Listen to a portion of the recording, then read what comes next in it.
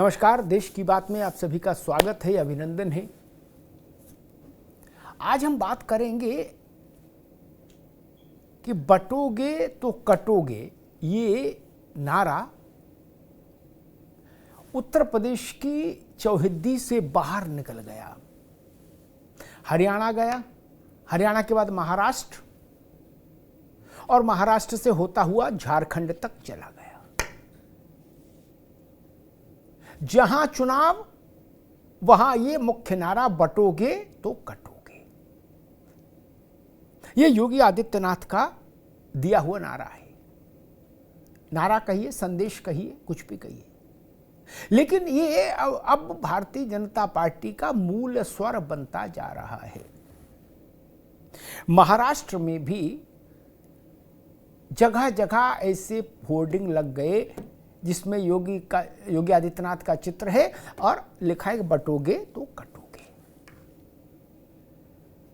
इसकी T shirt आ गई जो कार्यकर्ता पहने हैं, बटोगे तो कटोगे उस पर लिखा है। कुछ पर आगे लिखा, कुछ पर पीछे लिखा। ये एक राष्ट्रीय अभियान के रूप में ये मुद्दा, ये नारा अपनी जगह बनाता जा रहा है संघ परिवार के भीतर, भारतीय जनता पार्टी के भीतर। जब कोई नारा होर्डिंग्स में आ जाए, टी शर्ट्स पर छप जाए, लोगों की जुबान पर आ जाए, तो मान लीजिए कि वो नारा फिर निर्णायक हो गया।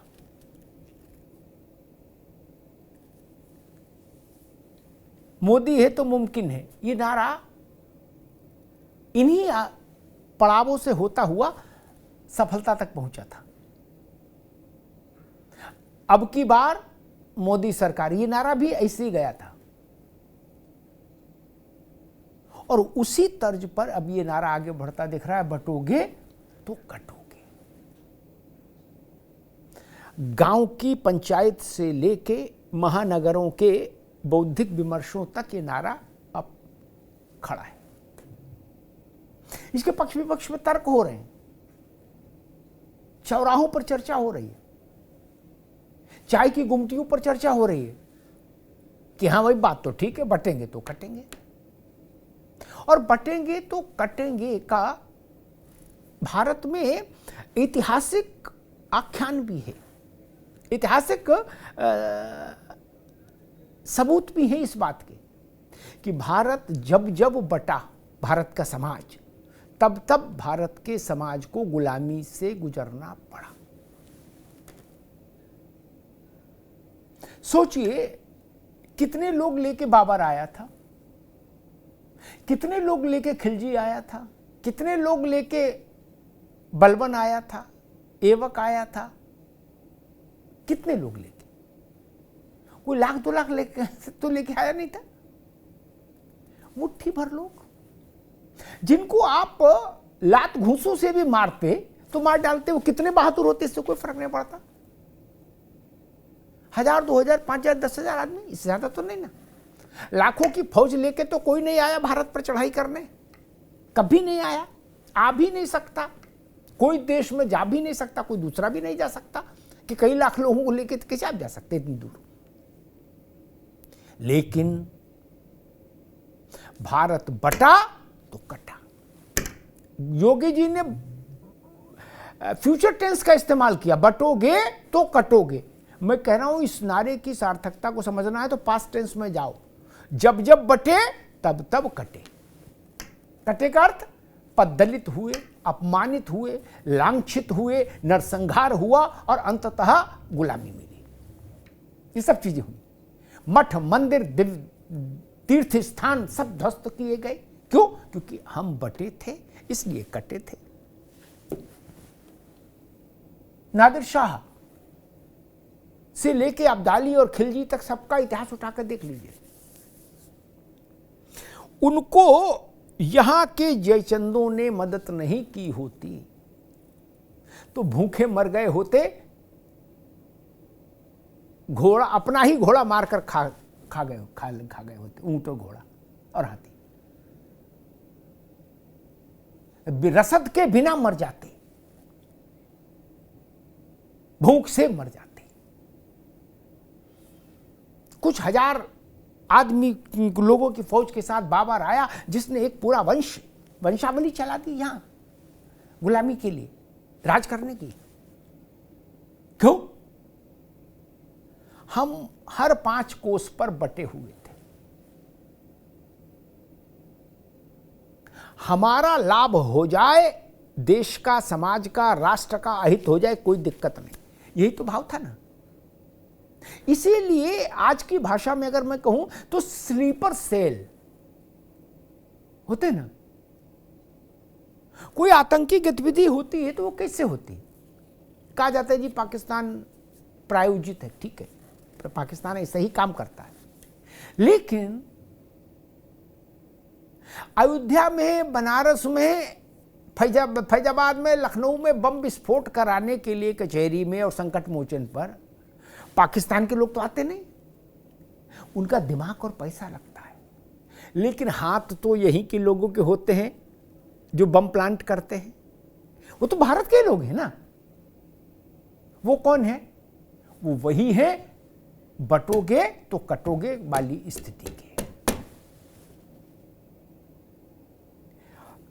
पृथ्वीराज चौहान का प्रसंग देखिए, मोहम्मद गोरी और पृथ्वीराज चौहान बटे तभी ना कटे। रानी लक्ष्मीबाई के झांसी के किले पर अंग्रेज 2 दिन तक जूझते रहे, किले का दरवाजा नहीं तोड़ पाए, ना खोल पाए। फिर बटे तो कटे। जब रानी की सेना के कुछ सैनिक जो द्वार पर तैनात थे रक्षक के रूप में, वो जब अंग्रेजों से मिल गए तो दरवाजा खुल गया और अंततः रानी को प्राणोत्सर्ग करना पड़ा, बलिदान करना पड़ा। घोड़े पर से कूदी महल के परकोटे से नीचे अपने बेटे को लेकर। ये घटनाएं क्या बताती हैं कि जब जब आप एक नहीं रहे, आजादी की लड़ाई में देखिए, जिन जिन लोगों ने शहीदों की मुखबरी की अंग्रेजों से, अंग्रेजी फौज से, वो यही के लोग तो थे।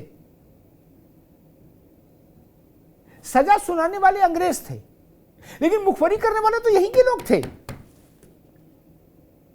वो उन्होंने समाज को बांटा, तो ये समाज को ऐसा दृश्य देखना पड़ा।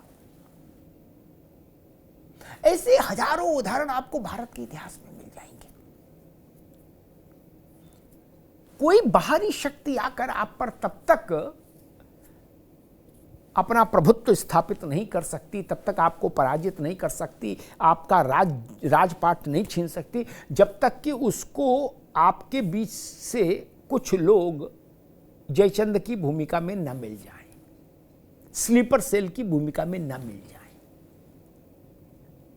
इसलिए ये बात कहना जरूरी है कि भारत का इतिहास बताता है कि जब जब बटे हैं तब तब कटे हैं। कोई समय देख लीजिए,